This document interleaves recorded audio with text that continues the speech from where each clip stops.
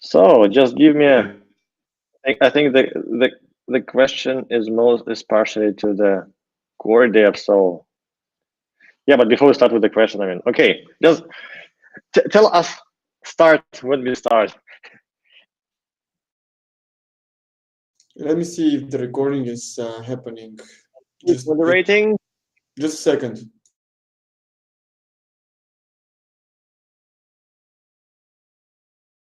Okay, so we can start. We're recording.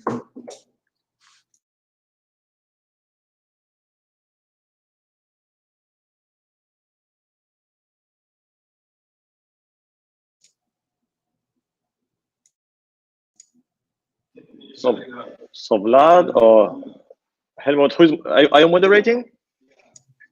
I didn't hear, but yes, I can moderate for sure. I mean, yeah, we can maybe start. I think Helmut is having some connectivity issues, so let's just start with the call.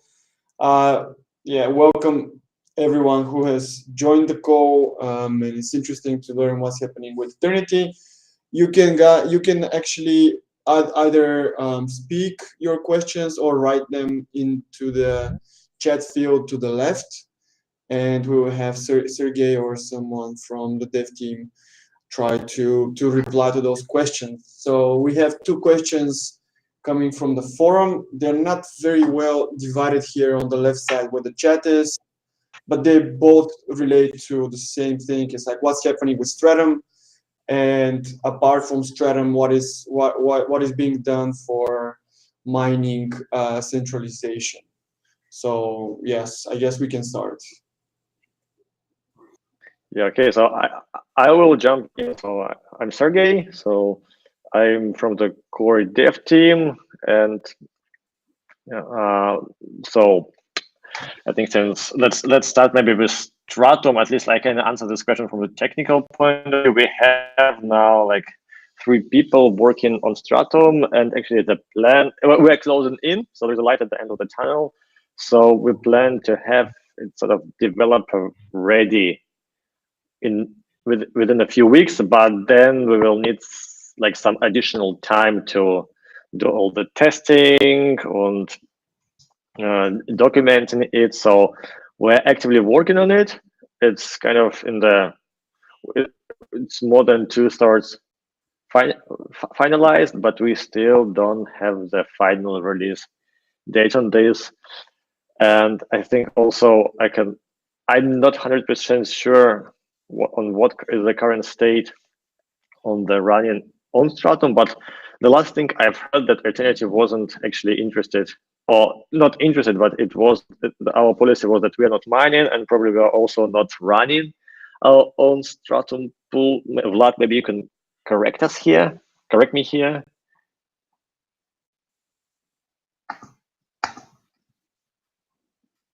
Yeah, I'm not sure exactly, but I think there are a few pools like that use this protocol somehow. Yeah, to mine on aeternity. So, but I think so far there is no plans to run it on our own. No, definitely there is no plan to run our own mining operation. No, we haven't done it from the very start. We haven't even like mined the Genesis block. It was the community that mined the Genesis block, so we have never been involved. Recording is on. In mining. I mean, what we do is we are talking to additional mining pools to see kind of whether we can broaden or diversify our. So this is what's happening. Aeternity will not run its own mining pool.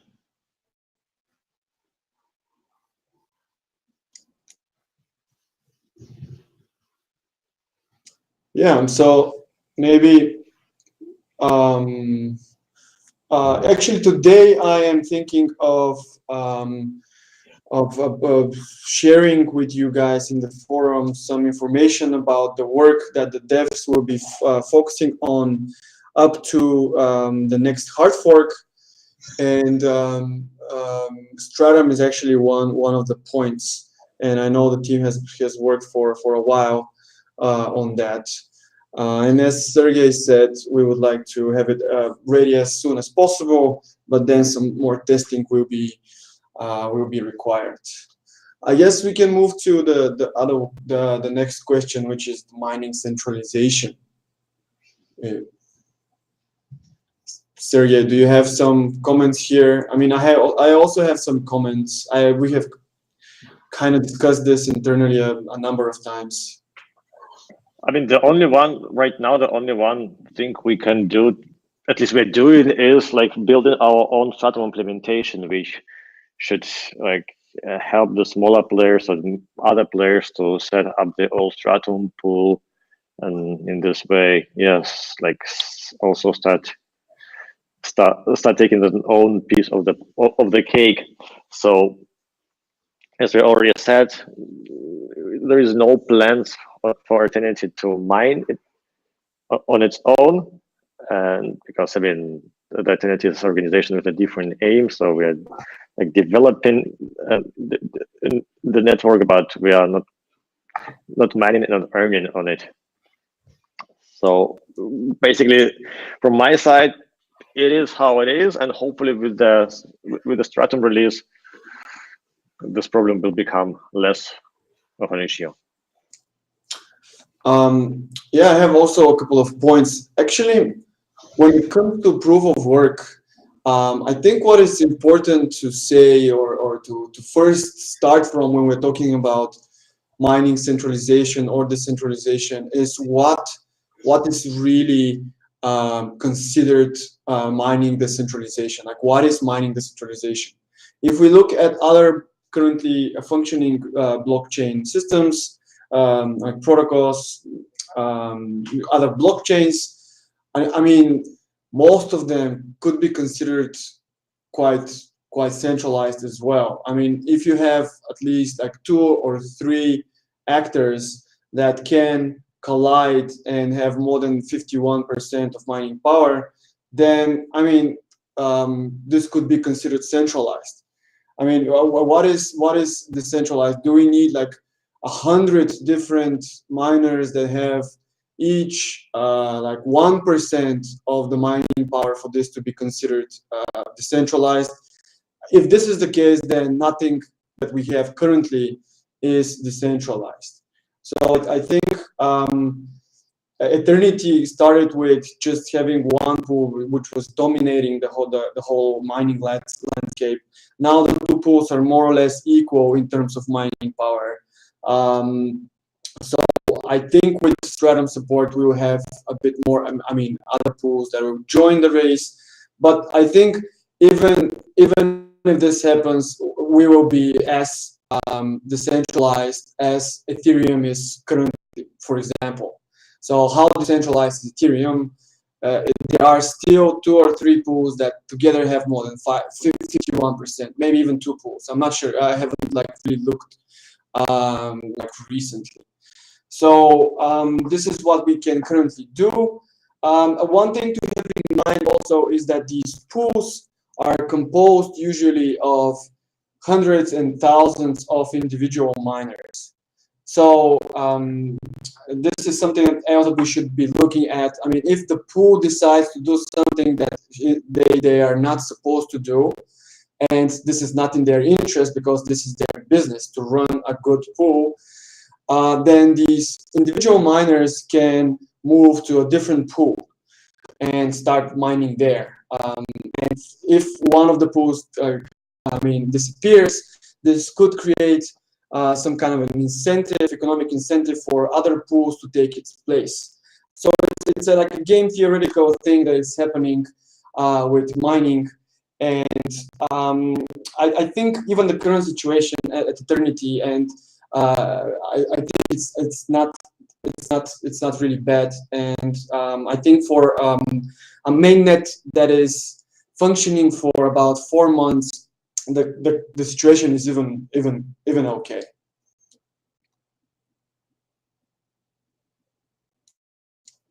So maybe I don't see any more questions in the forum. If you have any comments on what was just said, or if you have any other questions related to, I don't know, anything related to the dev team or some developments, I mean, shoot, you can either speak or write them in the chat. Okay. So what are the features which will be ready by the next hard fork? So this is what maybe I can actually comment on this, because I was discussing this with the dev team just only yesterday, even today actually. And this is a very short topic that I was going to create in the forum on this subject. But let me just quickly find where my link was so that I can open it and just walk you through the different things. And maybe Sergey can actually also comment on the different points. So, okay, I have it here. So the first thing is that there will be a number of significant improvements to the Eternity virtual machine, which will actually enhance smart contract usability. Or yeah, I mean, to make smart contracts on Eternity much better than they are currently even. So one other thing is going to be generalized accounts. And as far as I understand what generalized accounts is, this is something that will help different hardware wallets which use different curves. Like for example, the ECDSA curve. And I know that there are a couple of other variants of that. We'll be able to support the AE token. So this generalized account more or less allows for all existing hardware wallets, no matter what curve, like cryptographic curve, I guess they have, to be able to support AE tokens, the AE cryptocurrency. Then another thing that the dev team is currently working on is virtual state channels. And so what are virtual state channels currently? In the current implementation of state channels, they can be opened only between two peers. So I open a channel with somebody else. And what will be possible with virtual state channels is for me to, once I open a channel with somebody else and they have a connection with somebody else, I can connect to this third person directly without going on-chain first. So you can imagine if A has a connection with B off-chain and B has a connection with C off-chain, A and C can create a state channel between themselves in the off-chain state. Yeah, I think this is quite a useful feature. But as far as I understand, it's quite tricky to implement. But this is what the plan is. The plan is to actually have this working by the next hard fork, which is in May. Actually, the May 28th. This is the date of the Fortuna Eternity Protocol update. So May 28th, and of course, token migration will actually finish. I think a couple of weeks before that, but I will share this information as well. There is still lots of time up to that point. Then Stratum support, but we commented on that already. And there is something that I still don't, I couldn't like really understand, is transaction monitoring. This is something else that is going to be implemented, and maybe Sergey, you can comment on this as well.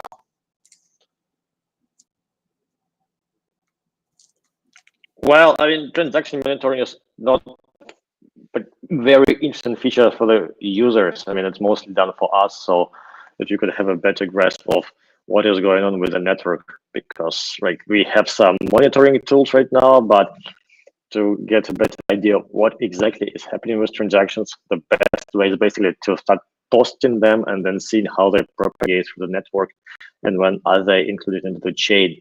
So actually it's nothing special and it doesn't require a hard fork. It's just a feature which will be released on this or the next release, and then the corresponding infrastructure we've built around this.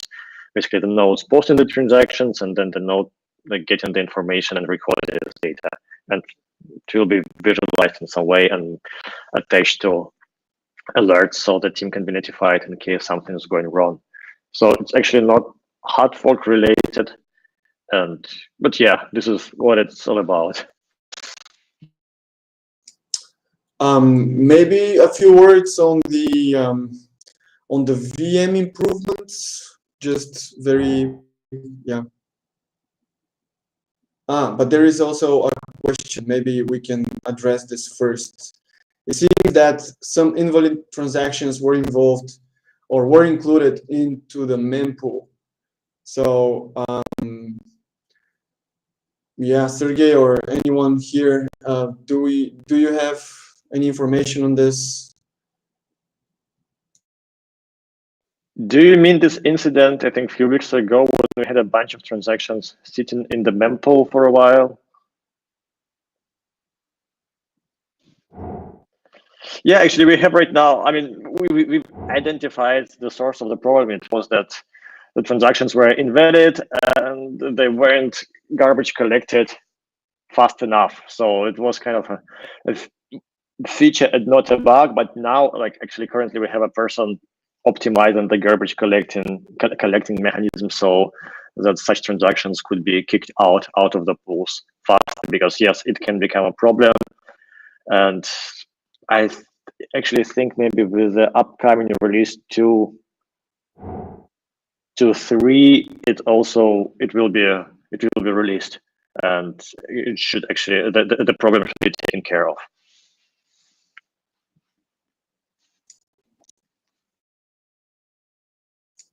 So this is it. Okay. Do we have any more questions?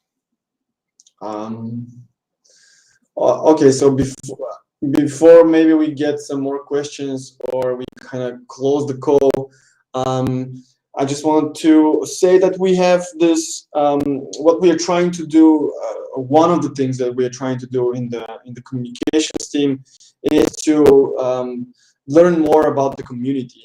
And with this in mind, we have prepared a very short form that we are going to be sharing in the community channels as soon as it's finalized. It will take maybe like, I don't know, 1 minute or 2 minutes for you guys to fill it in.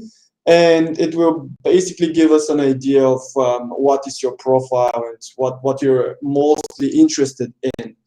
And in the future, we might use this information if you decide to share your contact details with us, either your email or Telegram handle, and we can use this information to address some questions to you. For example, do you think this is a good idea, like this I don't know, this content bounty or this whatever bounty, or do you think that we should do this or that?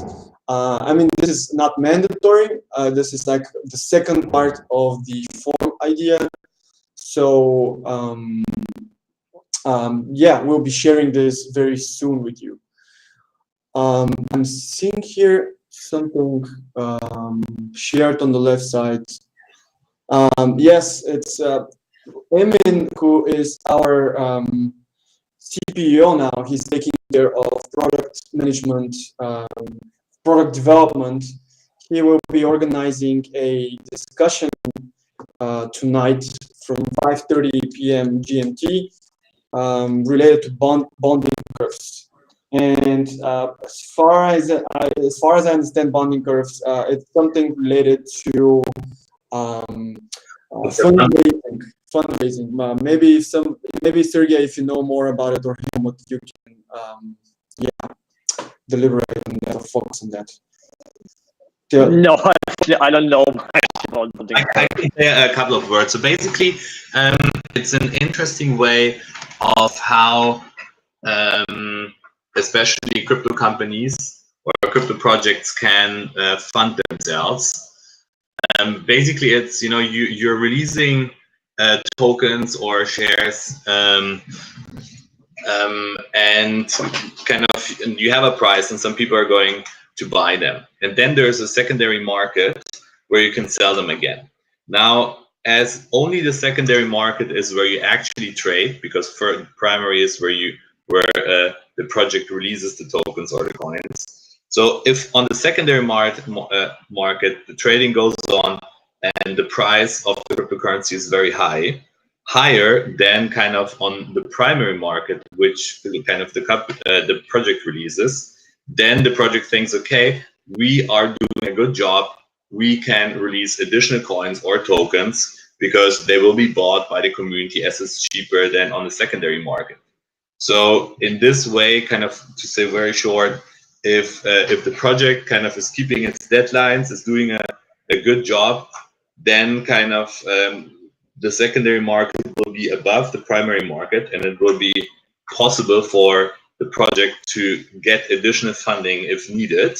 If they're not meeting their deadlines and the community loses trust, then the secondary market, the trading there and the price of the token of the coin will be lower than the primary market. Then, of course, additional funding cannot be supplied to the project because if they release on the primary market additional coins or tokens, then no one will buy them if they're cheaper on the secondary market, which is the usual trading market.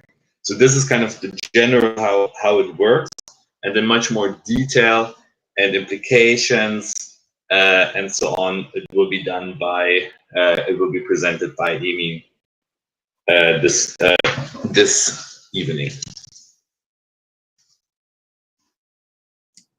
All right, yeah, this is pretty cool, actually, and it also relates to the goal that Aeternity has to, well, we call it revolutionize, but I would say re-revolutionize funding in 2019. And actually, on this point, there was a few comments that since not many of the A tokens have been migrated to the mainnet, Aeternity is not a good place to maybe to do, for example, some kind of a token campaign. Actually, this is not true. It's not mandatory to use only A tokens.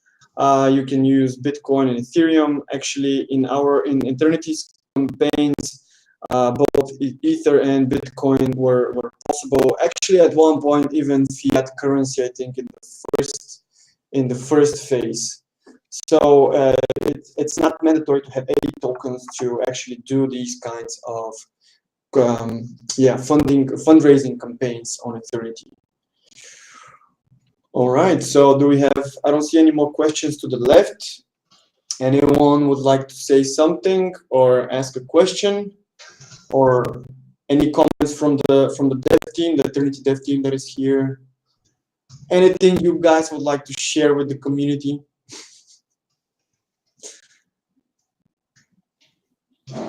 Apart from how awesome Eternity is. No, I mean, now I have to have an hour. I think it's fine. All right. Okay. So I mean, yes. I mean, you shouldn't leave such proposition with the silence. So basically, core dev. I mean, as Vlad said, I mean, we have a big part of the team working on the VM improvements and introducing those generalized accounts, which actually will introduce like a very a lot of flexibility into how accounts can be created. So one of the side effects, for example, can use different curves, because like in this, like generalized account will be like handled more in a way as a smart contract, which allows you to define the ways what the account is using for signing and which cores are being used there. And yeah, the Stratum is ongoing work, and of course maintenance. Like for example, this mempool issue, or we've also like identified that the sync could be done better. So we will also have people working on optimizing the sync speed, because there's also things to be done better. Also, maybe an announcement for the next release. We spent some time like renaming our node, like getting rid of the old historic name Epoch, just to transition it to be only called as aeternity. So starting the next release is going to be aeternity only, and there will be a few additional steps, manual steps involved into the deployment process related to the renaming of the database. So yes, if you're going to be deploying the new version of the node, which will be released on Thursday, hopefully, if everything goes wrong, right. So please take a look at the release notes. There's a few commands which have to be executed manually. We decided to do it manually and not automated because in case of if something goes wrong, the user should be notified about this and just restart the node and maybe drop the data or create a database from scratch. So if you deploy the next version, please take a look at release notes. Okay, thank you, Sergey. And just before we close the call, I have also a small announcement. Actually, maybe Emin will be speaking about this tonight.